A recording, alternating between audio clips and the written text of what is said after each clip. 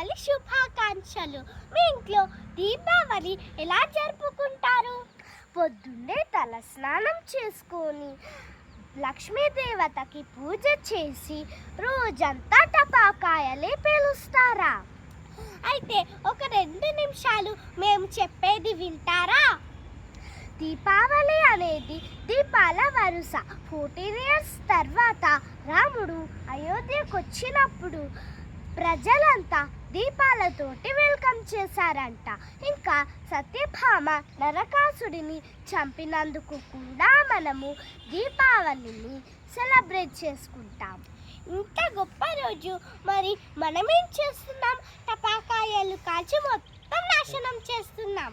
ఈ సృష్టిని తయారు చేసింది శ్రీకృష్ణుడే అని భగవద్గీతలో వచ్చింది కదా. మరి దాన్ని పాడు చేసే హక్కు మనకుందా?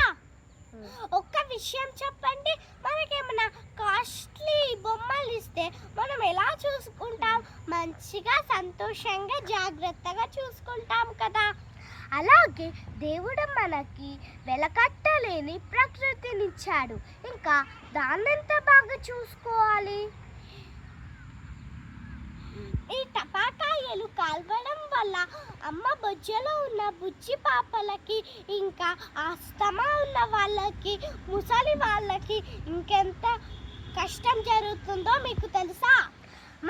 ఇంకా జంతువులకి పక్షులకి కూడా కష్టం జరుగుతుంది కదా.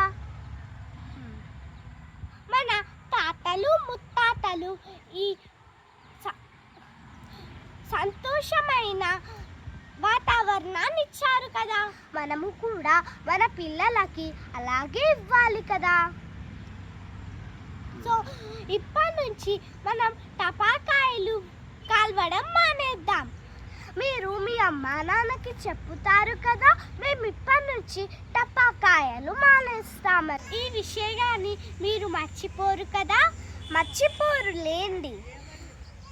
అందరికీ దీపావళి శుభాకాంక్షలు.